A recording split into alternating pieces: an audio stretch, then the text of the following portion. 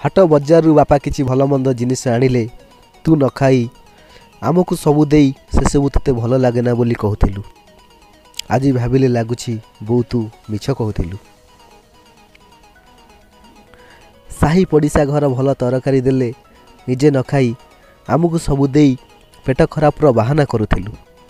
आज भाबिले लागुछि बो तू मिछ कहूथिलु। पुनै परबरे नुआ लुगापटा कथा पड़िले मोर कौन हब माई देइथिबा शाड़ीटा नुआ परी चमुकुछि बोली कहूथिलु।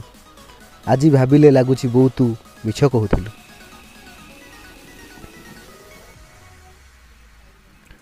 बड़ी भोर राति अधा जाए अविश्रांत परिश्रम करी आमे साहाଯ୍य करबाकू कहिले मु ठीक अछि जा पाठ पढ़ बोली कहूथिलु।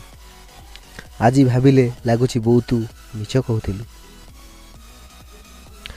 तो देह मुंड खराब हेले देहर कष्ट को देहरे मारी काले पिला पढ़ा खर्च उणा पड़ो बोली केते बहाना करूथिलु।